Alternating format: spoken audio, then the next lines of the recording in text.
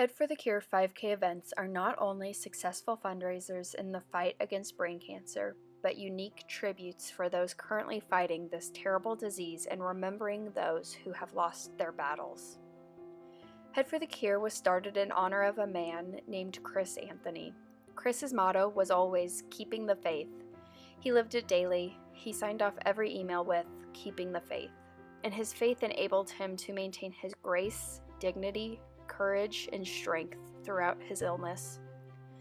That's why every year we honor brain cancer patients and their loved ones with a special recognition we call Keeping the Faith. Each of their stories is personal and special, and all are inspiring. Stephen Lestock, nominated by Catherine Lestock. Stephen had an oleodendroglioma, removed 7 years ago. He now has had to go through chemo 3 times and radiation twice. Throughout the treatments, there were times that he felt like quitting, but Stephen has never once stopped. He has had to push through some days to keep moving. Tumors sometimes change people's lives in major ways, and if you think about it, Stephen's did. But it only changes how much you let it. The tumor may affect you in different ways, but just keep moving. Vanda Knickerbocker, nominated by Just Knickerbocker. In April of last year, Vanda went to the hospital with numbing on one side of her body. We assumed that it was symptoms of a stroke until she had been in the hospital for about a week, and the doctors had discovered it was a brain tumor, later figuring out that it was an astrocytoma grade 3. Even then, the doctors could barely hold in their excitement of how amazing it was that they caught it so early in the process. Even with the terrible news that we were being faced with, an aggressive tumor, Vanda has stayed strong in her faith and her ways of life to the best of her ability. Vanda tries her best to keep her family's life as normal as it could be for as long as it could be, and believe me, it has not gone unnoticed. Even while going through radiation and chemo with side effects that most anyone would complain about, and rightfully so, she does not. Vanda has taken this illness head-on with courage and strength. Just by witnessing what my mom goes through on a day-to-day basis, she has made me a stronger woman by giving me the privilege of watching how a strong woman handles the battles that she is faced with. And I am grateful to have such an inspiring role model in my life. Everyone around Vanda believes in her, and we are all ready to continue fighting brain cancer. Mom, you are tough, you are beautiful, and you are amazing. We all love you. Naomi Short, nominated by Connie Johnson. Naomi Short is the sweetest, funniest 8-year-old girl from Hamilton, Ohio. She is currently fighting hard to beat her stage 4 pineoblastoma. Throughout her treatment, she has been so brave and keeps her personality shining through. Her favorite animal is most definitely the unicorn, and she surrounds herself with them to boost her spirits. Despite her diagnosis, she has thought of other children fighting their illness as well. She has included them in Halloween and Christmas events at the hospital, and she even started a toy drive for them. Naomi is the bravest, kindest, thoughtful little girl that I know. Jacqueline De Matias, nominated by Mary Beth Tupa. Jackie had just started her dream job as a pediatric registered nurse in October 2017 at the age of 23. Almost immediately, she started noticing migraines. She did not think much of it since she was experiencing new types of stress.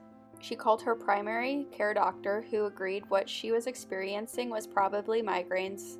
Her doctor prescribed migraine medications and an MRI of her brain, just to be sure. She was registering for college classes when she got the call. There was a lesion on your scan. You need to see a neurosurgeon.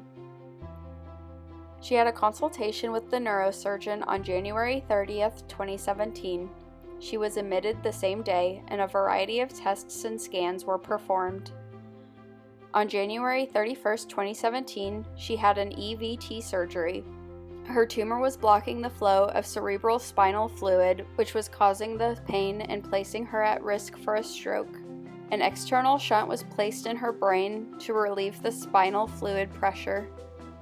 On February 3, 2017, the doctors decided to biopsy the tumor to determine if it was cancerous. This would be her second brain surgery in 5 days. The pressures in her skull were still significantly alleviated and a permanent internal shunt was placed. On February 8, 2017, the pineal parenchymal tumor was removed. Less than 1% of brain tumors are this type, and there is very little research. Given the rarity of her tumor, she has MRI scans every 6 months. January 2020 marked her 3rd year anniversary since her brain surgeries. To this day, she has had all clear scans. Michael Smith, nominated by Angel Smith. It has been over a year since Michael was diagnosed with glioblastoma and his first Head for the Cure event. A lot has happened in a year. He has completed daily radiation, chemotherapy, and a clinical trial and will soon wrap up chemo with his 12th 5/23 cycle later in October. Michael continues to keep the faith much like he did when he was diagnosed. He has faith that his Lord and Savior Jesus Christ has a good plan for he and his family. He has faith in the amazing doctors at the Cleveland Clinic. He has faith in his friends and family who support him through his journey, and he has faith in himself. He continues to work full-time as CEO of World Group, where he recently received an award for his leadership. He has also enjoyed time with friends and family the last year, including a trip to Yellowstone this summer with his lifelong friends. Thank you for your courage and for allowing us to honor you. New this year, the legacy of Love Nomination is easily defined by actions of integrity, encouragement, determination, and truly loving and serving others, especially those in need. The recipient of this must have a strong desire to encourage and help others. This deserving person must be a leader each day and also have the courage to smile in the midst of adversity. We now like to share their story. Henry, Kathy, and Mitch Ulansky, nominated by Matt Cole. Words cannot describe the amount of care that Henry, Kathy, and Mitch showed during John's battle. Support, care, and sacrifice do not begin to describe their actions in a time that is incomprehensible to most. The love that they had for John radiated every day no matter the circumstances. I am lucky to feel a part of the family and am in awe of the grace they showed in every situation. Henry, Kathy, and Mitch cannot be recognized enough for everything they have done and continue to do. I am proud to nominate them. I am proud to call them family. Julie Swanger, nominated by Katie Ewer. My parents met in Michigan in the 80s. My mom, Julie, claims it was one of those rare moments where she just knew that my dad was the one. They dated for a short time before my dad proposed, and they were married shortly after that on August 15, 1987. They moved across the country together, raised me and my 2 little sisters, and ultimately built a life of love and happiness. They were partners and friends and always had the other's back. When my dad was diagnosed with stage 4 glioblastoma in June 2019, none of that changed. He made it through the summer without needing too much additional care, but my mom drove him to the Cleveland Clinic, a 50-minute drive each way, Monday through Friday, for treatment with a smile on her face. She is and always has been the light in our lives, our own ray of sunshine. In September 2019, my dad went into hospice care for a week and my mom never left his side. She slept on a tiny chair in a strange place, gave my dad every ounce of love she had, and stayed positive for me and my sisters. When we had the chance to bring Dad home, she seized the opportunity, moving furniture, making phone calls, and arranging everything so that he could be as comfortable as possible. It was a hard and emotional couple of months for us as my dad continued to decline in health, and still my mom continued being the positive source of love that each of us needed. She took care of my dad with all of her heart, knowing that the end wasn't far and still managing to smile each and every single day. Dad passed away on November 10th, 2019 in my mom's home. My mom, sisters, and I were all by his side, and as devastating as our loss that day was, my mom still found the positive. She held each one of us as we sobbed into her arms, telling us it would all be okay. When she talks about my dad now, it's to tell us about how much he loved us. always reminding us of our wonderful family memories and my dad's ridiculously amazing ability to bring laughter into our lives. What I hope she knows, though, is how she is the glue that has continued to hold our family together.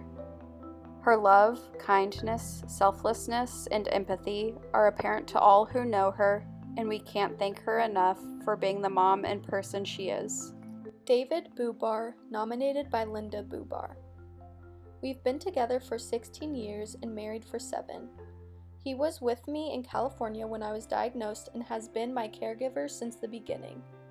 He works full-time from home in a stressful, demanding job that continues to take me to appointments and manage my care. He stayed at a hotel downtown when I was hospitalized in June so he could be close by. He's been amazing.